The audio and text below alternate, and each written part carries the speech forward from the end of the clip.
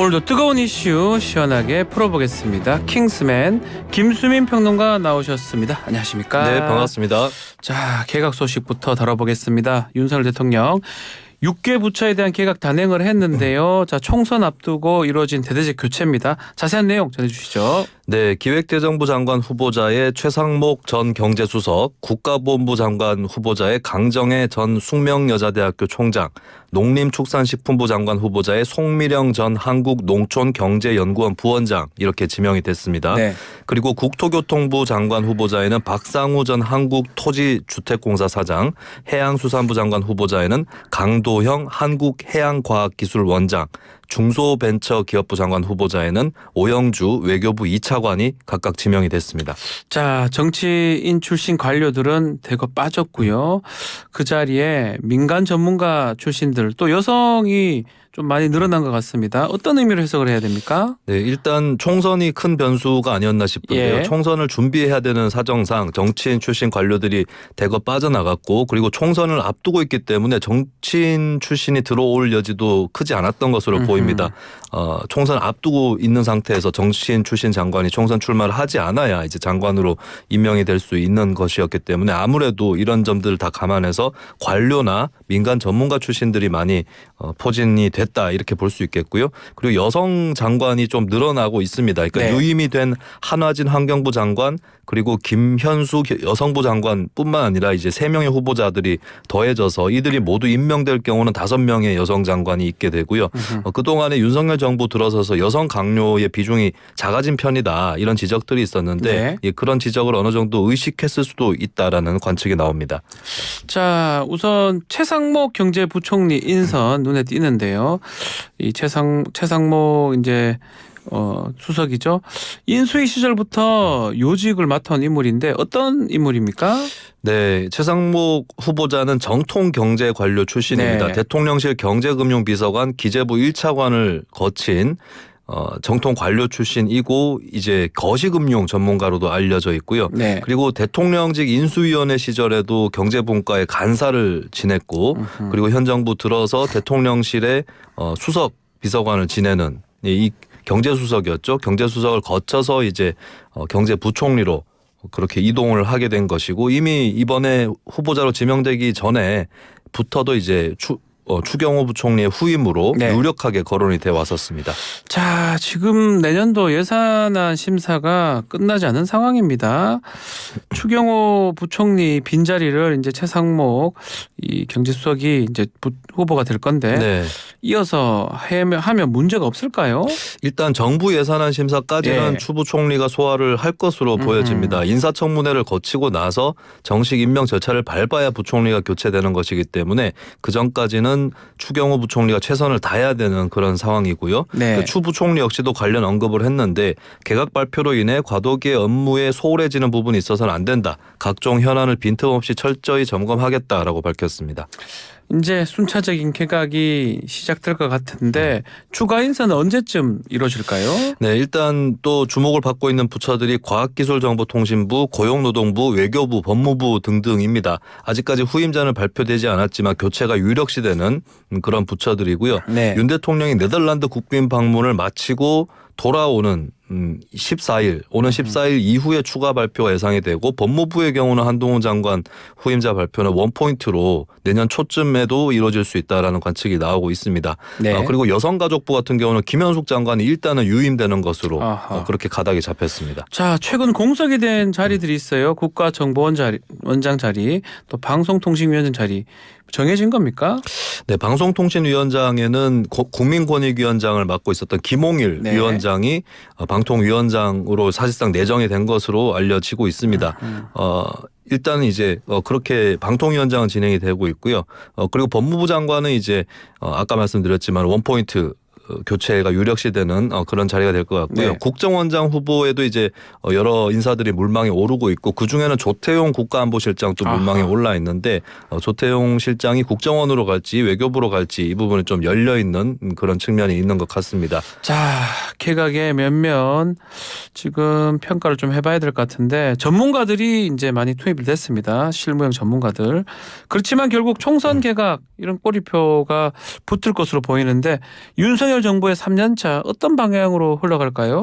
네, 이번에 지명이 된 인사들이 네. 임명이 된다면 총선 후에도 한동안 간다고 봐야 될 것 같습니다. 그렇죠. 뭐 짧은 임기만 소화하고 총선 이후에 다시 정치인 출신 장관들에게 자리를 내준다거나 하는 건 아니기 때문에 근데 그렇다면은 이제 2기 내각 같은 경우는 관료나 민간 전문가 출신들이 상당한 비중을 차지한다라고 볼 수가 있는데 뭐 장점이라고 한다면 이제 장기간 정책을 다뤄본 인사들이기 때문에 정책적인 안정성이 있을 수 있다라는 장점이 있고요. 근데 이제 단점 혹은 미지수인 측면은 이제 정무적 결단이 필요하다거나 이럴 때 어떤 결정을 할지 이런 부분은 이제 좀 비어 있는 부분이 될 수도 있다라고 장단점을 함께 분석을 해보자면 그렇습니다. 아무래도 뭐 정치인이 아니기 때문에 정무적 감각 그 부분을 말씀하셨던 것 같습니다.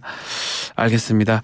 자, 다음은 경기도 압수수색 소식인데요. 검찰 어제 경기도청에 대한 압수수색에 나섰는데 이재명 대표 관련한 법인카드 유용 의혹 이거 수사 차원이죠? 네, 검찰로서는 법인카드 유용 의혹으로 강제 수사에 나선 네. 게 어제 압수수색이 처음이었는데요. 압색 대상으로는 경기도청 총무과 비서실 등 10여 곳의 부서가 포함이 돼 있었고요. 그리고 법인카드가 사적으로 사용된 것으로 지목됐던 식당이나 상점들도 압색 대상에 포함이 됐습니다.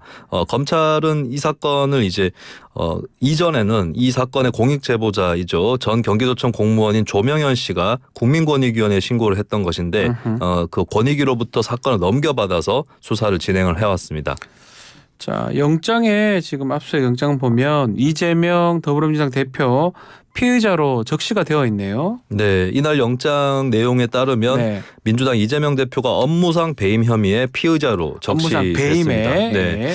최근에 경기도청에 대해서 검찰이 압수수색 영장 시도가 있었는데 법원에서 한 차례 기각이 된 적이 있었거든요. 추가 보강 수사 끝에 영장을 재청구해서 법원으로부터 발부가 됐고요. 일단은 이제 이재명 대표가 피의자 신분으로 입건이 된 것은 일단 있었던 일입니다. 그리고 법인카드 사용과 관련해서 공무원 등을 상대로 최근에 또 참고인 조사를 벌여왔습니다. 예, 업무상 배임죄 하는 거는 이 타인에게 손해를 끼치는 네. 배신 행위를 해서 손해를 끼친 행위 아마 그렇게 썼던 것을 알면서도 카드를 쓴 거 아니냐 뭐 이런 네. 혐의로 보이는데요. 자, 지금까지도 여러 차례 경기도에 대한 강제 수사가 있었잖아요.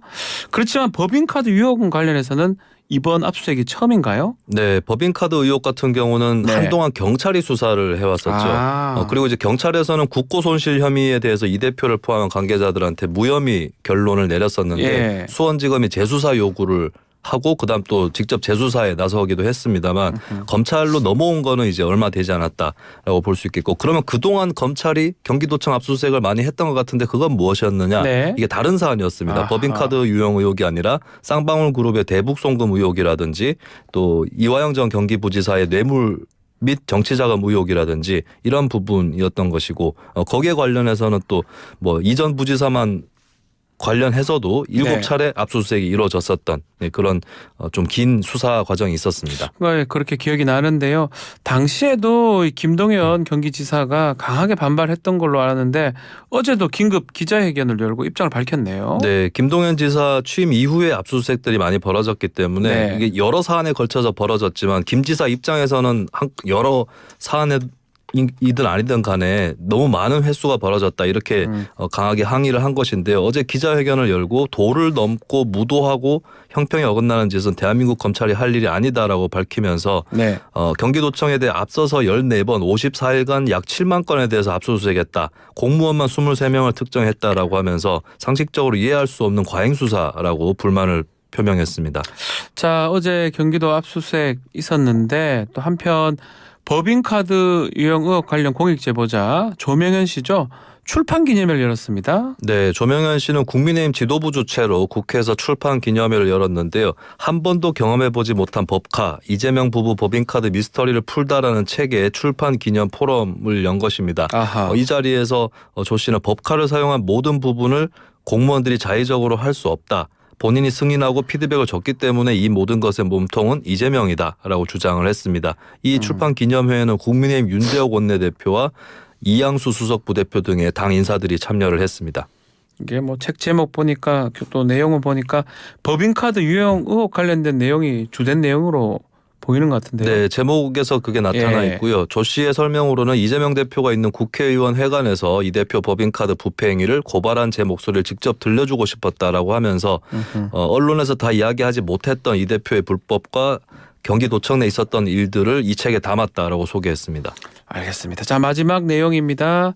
좀 안타까운 소식인데요. 울산의 한 아파트에서 일가족이 사망했다는 이야기입니다.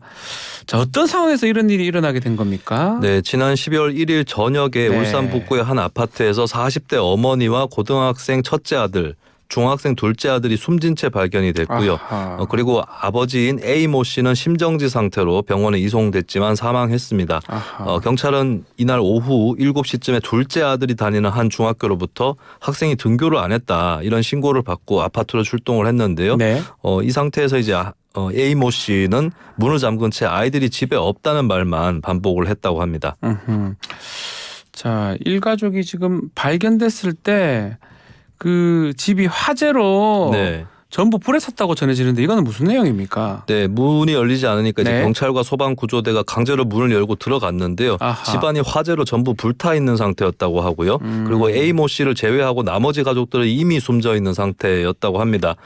그리고 타살 흔적이 사망한 가족들에게 발견이 돼서 경찰은 A모 씨가 가족들을 살해하고 나서 아하. 집에 불을 낸 것으로 보고 있습니다. 결국 A 씨가 가족들을 살해한 다음에 네. 집에 불을 낸 것이다 이렇게 추정이 되는 상황인데, 자, 그렇지만 울산 한 방송사 보도에 따르면 이런 내용이 좀 눈에 띕니다. 네. 그 일가족이 살던 아파트 현관문에 마지막 경고라고 이 글씨와 함께 흰색 테이프가 크게 붙어져 있다고 하는데 이건 뭡니까? 네, 울산 MBC 보도 네. 내용인데요. 이 A모 씨 아파트 현관문에 이 흰색 테이프와 함께 마지막 경고라는 글씨가 붙어져 있었고 그리고 여기에 뭐라고 쓰여 있었냐면 경고합니다. 마지막입니다. 이번에는 문 앞에서 끝나지만 다음에는 계고합니다. 충분히 많은 배려해 드렸습니다. 잘 생각하세요. 라는 문구가 적혀 있었습니다. 내용을 봤을 때는 뭔가 빚도촉이라든지 네. 이런 채무관계 뭐 그런 걸로 보이긴 하는데요. 네, 실제로 A모 씨가 부채가 있었는데요. 2013년 집을 담보로 1억 4,300만 원을 빌렸고 이 돈을 갚지 못해서 이 집이 경매에 붙여졌다라고 합니다. 그러면서 올해 9월에 새 주인이 샀는데 이 A 씨가 퇴거를 하지 않으니까 아하. 이 새 주인이 아마 이런 계고장을 붙인 것으로 추정이 되고 있습니다. 자, 우리 사회에서 이 생활고나 이런 비관 등을 이유로 이거는 뭐 자살 이렇게 네. 극단 선택 얘기하면 안 될 것 같아요.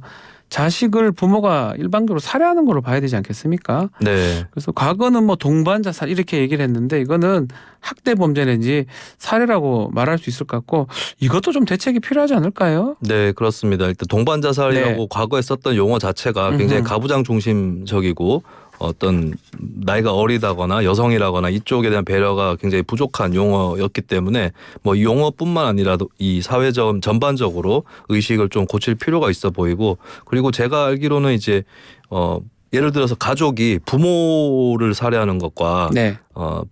뭐 아동이라든지 이쪽 살해하는 게 형량이 다른 걸로 그렇죠. 알고 있어요. 그 부분에 대한 지적도 있던데. 부모는 존속 살해죄 해서 가중해서 일반 살인죄보다 더 가중해서 사형 무기 7년 이상의 징역에 처할 수가 있는데 또 아동을 좀 했을 때는 경감시키는 경우도 있어요. 여가 네네. 같은 경우는. 네. 그래서 그 부분도 좀 필요할 것 같고요. 오히려 아동 살해하는 게 더 도덕적으로나 윤리적으로 비난이 더 큰 것 같은데 네. 또 더 나아가서 왜 이렇게 이런 일을 할지 자식한테 빚이 대물림이 되지 않습니다. 상속을 포기하거나 이렇게 하면 또 빚이 많다고 해도 파산제도라든지 회생제도 같은 게 있기 때문에 네네. 그것을 통해서 털어낼 수 있고 또 극단적으로 말씀드린다 하더라도 자식한테 상속이 안 되기 때문에 굳이 이런 선택을 해야 될지 좀 사회적으로도 좀 대책이 좀 필요하지 않을까 생각이 듭니다. 네.